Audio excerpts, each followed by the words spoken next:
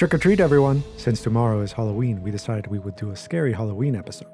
And what is more scary than the many, many things that can and often do go wrong during your PhD? The following episode is not for the faint of heart, or those considering starting a PhD. Given the significant nature of this content, listener discretion is advised. Sit back, grab some Halloween candy, and prepare to lose some sleep from these scary PhD stories.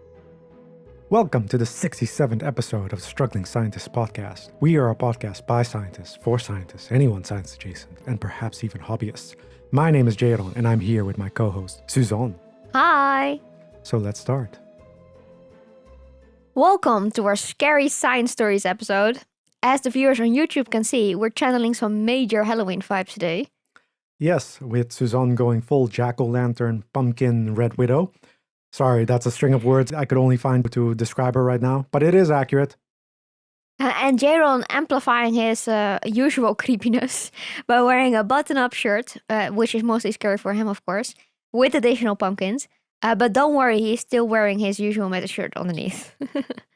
We've already gotten off to a pretty scary start, if you ask me, with the alternate reality version of the intro done by Jayron.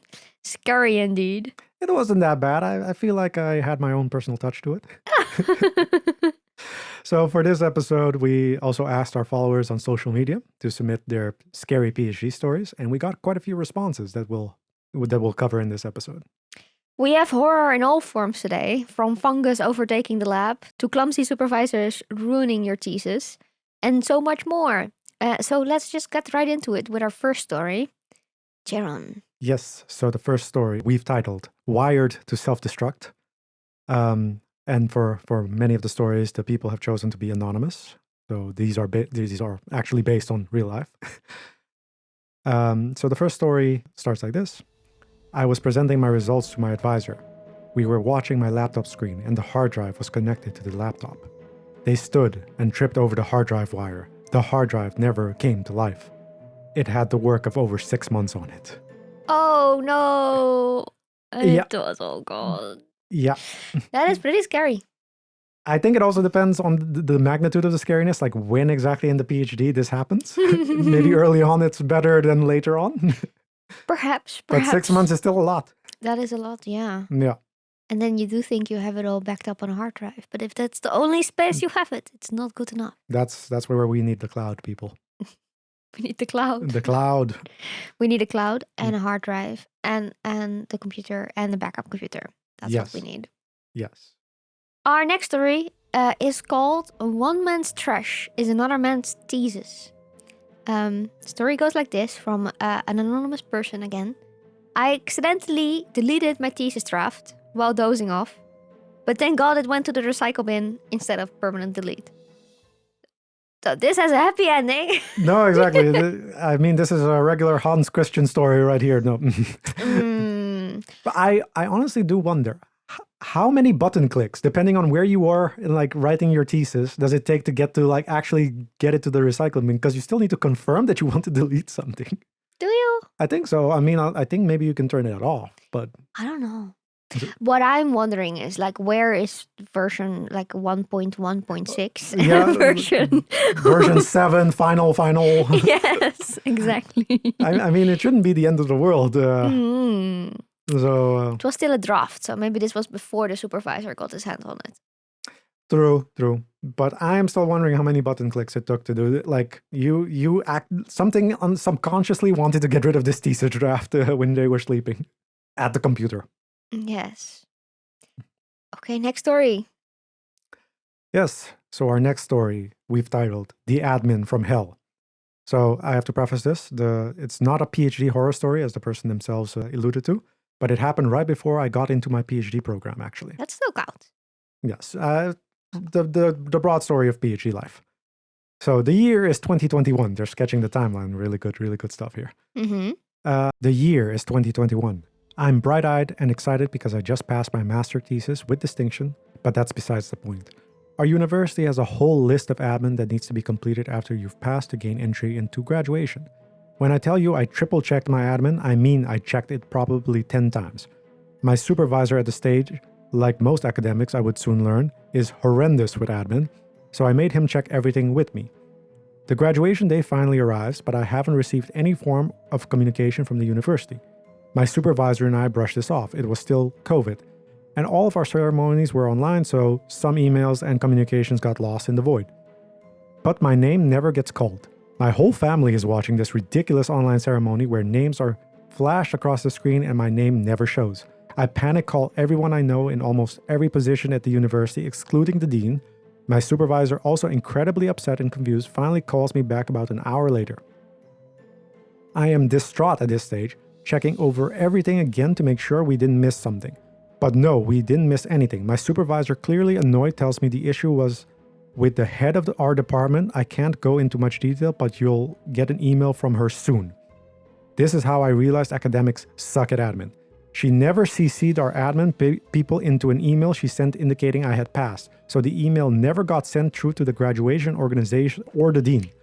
I got a special certificate from our dean about a week later and numerous amounts of our sincerest apologies emails. From that day, I made it a point to never be an academic who sucks at admin. Other people's futures could be on the line. That is so true, though. Yeah. But then your whole family is watching your graduation, and you're not. Oh, that's such a horror story. I can only imagine these ceremonies took like at least an hour or two of just names slowly passing by, and you're like, alphabetically, this makes no sense. Why have I not happened yet? Yes. So that and then I mean, at least they had a supervisor who they could contact and try to get the entire situation fixed and stuff like that. But damn, that is awkward. That is very awkward. Okay, the next story we called the Lab Hunger Games, and it's a bad one, that I can tell you. Again, from an anonymous send-in. I've worked in a very successful lab in the US, about 50 people altogether, where the PI had a great idea of giving the same project to 2 or 3 smaller groups, consisting of 1 to 2 PhD students and 1 to 2 postdocs. Meaning that the first group to publish wins, and the others literally get scooped by their own colleagues. That of course bred intense competition and secrecy, resulting in some nasty habits, such as people not helping each other, locks on the liquid nitrogen tanks that stored cells, and people hiding highly needed reagents and replacing them with reagents that were expired. When I joined the lab, I was actually instructed not to leave any of the notes on my table, not even any handwritten notes in my very rare mother tongue, or anywhere without a lock, because people were looking for clues in lab journals to further their own research. I thought it was a bit of an exaggeration, but a week later I found that somebody actually went through all of the things that I had left in the office overnight. It was an insane experience. Wow. Oh, that's like one of the real horror stories that we hear about, indeed. Yeah, holy. That's just intense. But it also just breeds an environment where people cheat and make up stuff, or or you cannot trust your reagents that they are actually what they are. It doesn't breed an environment for good science at all. No, and I mean, you're sort of stuck working with 3 to 4 people. Well, apparently 2 or 3 people if you're the fourth one, say. And you have to sort of trust them. And if you don't work along with it, you're still just screwed. It's just, I don't know. I can't imagine what like the application process for working at this department or this group was. Like if you work with like if you meet the first few people and talk to them, they might either tell you amazing things or if they know that you will be in their group. Yeah, if you're going to be in their group and they think you might be actually useful, they'll keep you around. But if you might end up in the other group, they're going to tell you horrible things about the department, which is true apparently, and to scare you away. So even like the application for this job might be intense, I think. Yeah. I would always talk to previous people who worked in the lab to find out if this is a healthy environment to be in. Yeah, then doing this for 3, 4, maybe even multiple years of your PhD. Well, I mean, it's in the US, so you have, as a PhD student, less the requirement of having 3 papers published as first author. But it could literally ruin your entire PhD. And as a postdoc, it's also horrible. Horrible. I can only imagine the amount of potential fraud that happens in this this group, or no. Yeah. Oof. Okay. Yes, the next story. We've titled this one "Pray for Me," and this one was submitted by someone who wanted to give a nickname, and that is Shell. Where to begin? My first year was a write-off due to COVID. Apparently, the uni rules meant that my supervisor wasn't really allowed to be in? Question mark. Not sure how much of that I believe. I think he just enjoyed being at home with his family. This meant I was left in the hands of a postdoc that didn't really understand my project and was looking to leave. So she had mentally checked out. It didn't help that my project was quite open and had some pretty vague aims. In my second year, my project switched to something that ultimately didn't pan out to be all that interesting, so another year written off. In my third year, I discovered an interesting phenotype completely by accident, yay me, which has formed the core of my new project. It's exciting, but it does mean that I'm cramming 3 years of lab work into one, but it's okay. If I'm not finished in time, I can just sell my car and self-fund for a few months like my supervisor did. Footnote, I will absolutely not be doing this. Pray for me. Good. Don't do that. No. Just because your supervisor did that's not good advice. No, exactly. I mean, maybe it was more realistic when they did it or something, but it's, I don't know, it's not bad advice. But I think this is also the experience of a lot of PhD students where so many projects don't work out and finally something does, and you sort of just need to rush work. Yeah, and especially with COVID, that also had some major impacts on some projects more than on others. But Yeah. we were lucky that in the Netherlands we could get back in quite quickly. And we managed to work online with our supervisors and everything. But yeah, and we got a few extra months of funding. 3, yes. It helps. It did, for sure. Yes. So yeah, no, definitely intense. Very. So the next story, Suzanne. Yes, well, this one sounds eerily familiar, Jayron. I don't know what you're talking about. I plead the fifth. Yeah. Well, some people who have heard our cursed experiments theory might recognize this one. But it's called Flood of Cells. My partner and I are both doing our PhDs at the same department. One fateful Sunday, we went to the department to finish up our experiments. She to her side of the department and me to mine. After scanning my badge to enter the lab, I noticed water coming from under the door of the ML1 cell culture lab. All the lights in the rooms were turned off and it was pitch black. I opened the door expecting to find that someone had mistakenly left the faucet on or something, but that's not what I found. Instead, to my complete disbelief, the roof of the room had come down. There was a fog hanging in the room, with water pouring from the ceiling onto the cell culture hoods, and multiple devices, including the hoods, were beeping uncontrollably. That's a real horror scene. Yeah. The interesting thing also was that it was hot water coming down from the roof. So indeed there was a fog hanging in that room. How would you know that? I don't know anything. No. I think we're just reading through the lines here.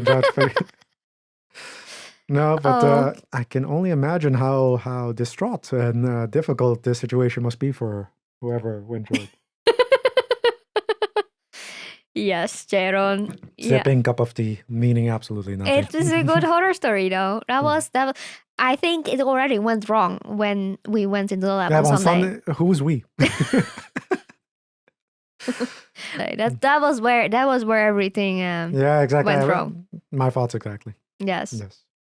But intense. But yes. I reading through the lines a little bit, it almost seems like there was more going on in terms of the amount of destruction happening in here.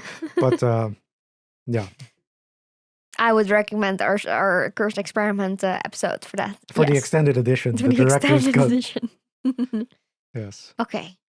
So, our next story. The Devil's Advoc Supervisor. My supervisor told me 2 days before my submission deadline that if he were my examiner, he'd never pass me. I did end up passing, and only with minor corrections. So, sucks to be him. Luckily, this is a shorter one, but with a happy ending in the end. But that you don't want. How can your supervisor not believe in I mean, more along what does saying that to your candidate do other than mess up the situation more? They're probably already stressed. They're probably already worried. And you're just like, I need you to pass, but I just want you to know I don't I believe wouldn't pass you. No. I wouldn't be the one to pass you. Like, I don't know. Some people need some serious like leadership management course or something, but common sense is hard, I guess. It is. It is. Okay. Well, can Okay. you take us through our next slightly longer story? Yes. Our next story is called The Missing Opponent, and it's from somebody who gave us a nickname, Tula. Okay. I'm finishing the first year of my PhD at a public research center in southern Mexico. Here, in this institution, not in Mexican universities overall, we have an odd custom of presenting our research protocol to a group of supervisors plus 3 external readers and defending our protocol like anyone would defend their dissertation during a 2-hour examination. It's a milestone for every student, and this must occur before the 31st of August or you're out of the PhD program. Yeah, we can already see where this is going, huh? I managed to find external readers from different universities, and in early June, everybody agreed on a date and a time in mid-August. The grad school dean sent an official invite. I sent a number of reminders as the date came closer, and when it was time for everybody to jump on the Teams meeting and start the presentation, one of the external readers didn't join. After 15 minutes of waiting for him, the student services representative said that the presence of all 3 readers was mandatory, and without one, the presentation couldn't occur. I had to find a new reader who was on board with the project and available, submit a request, change the reader, wait for approval, juggle with the schedule of 6 professors in 5 different time zones, and submit my mark for the protocol in less than 2 weeks. I somehow made it, but it's horrifying that the rules put my permanence in the program in the hands of somebody who couldn't set up their iCall. I still have to collaborate with that professor and his team because they work with the same species I do. Wow. That's That more thriller than horror. yeah, no, exactly, like suspense. Yeah, oh my wow. god. Yeah, and also like the kicker of still having to work with that person. Just wow. You cannot even get rid of them. No. But really, I mean, I get like it's weird that this university specifically has this weird like setup that you need to get this approval. There are also other places where after the first year you Mm. have to do some sort of defense of your project or your No, for sure. But yeah, but it's not apparently common in all Mexican universities. So it's like very specific to this university, or somewhat more specific, I guess. But yeah, or external supervisor reader that can't schedule. Yeah. Yes. Our last story already. Yes. Hopefully one of our, I don't know if we've had this submission maybe before, not sure. It sounds familiar. So our last story is called It Came from the Ceiling. So the story goes as follows. It was nothing special, just a routine check of the ventilation in the ML2 lab of my department. But as the ventilation person started checking, he discovered a massive green and white bulk of fungus just growing everywhere in the ventilation system and the roof of the ML2. Needless to say, this was the origin of numerous fungal infections the lab had for the last couple of months. The worst part is that perhaps this might have been avoided had we gone through with checking the ML tube as well when we had the infection problems earlier, the couple months earlier with the ML1. Lovely. Yeah. Infections, man. They're the worst. And fungus. Yep. Like, oh. I don't know how, I guess some labs just like have it every now and then and it just goes away and they manage to clear it, or everyone just doesn't talk about it. Well, if it's in the ceiling, you are not it- getting rid of it no. by any cleaning you're doing anywhere. No, exactly. But yeah. It's intense. Yes. There's no other way to say it. Yeah. Months of PhD work just gone because of one fungal infection. Yeah, well, every time you start setting up or you start like defrosting your knockout cell line or anything, and you can throw it all away again, and pretty soon you're out of cells. Yep. You will have frozen a lot, but still, it's not an unlimited batch, so it's horrible. Yep. Resources, the time, and also it's just a ticking time bomb. You just know, like, okay, even if you clear off the roof and everything, is it going to happen again? Just randomly? For sure. Fungus is so horrible. Yep. But it comes in pretty colors sometimes. Oh, yeah. Lovely. I like your positivity. Yes. Maybe you could just like dress up as a fungal infection, just scare a couple PhD students like that. That would be a good Halloween costume. Yep. Write that down, Suzanne. That needs to go in the merch. Well, I think we had some really, really interesting, horrible stories. But I hope that everybody enjoyed listening to them. Yes. All together, we can just enjoy each other's pain and suffering. Yes. And Halloween. Halloween. Okay, if you like this episode, then you can follow us or leave us a rating on your favorite podcast listening platform. And this really helps us out and makes this podcast possible. So please do that. If you have any questions, suggestions, or comments, you can reach out to us via our website, thestrugglingscientist.com. You can also check out our website for some really cool science-inspired merch and to sign up for the awesome Journal of the Struggling Scientist, aka our newsletter. And you can follow us on social media, Jayron Switch Ponsardos again.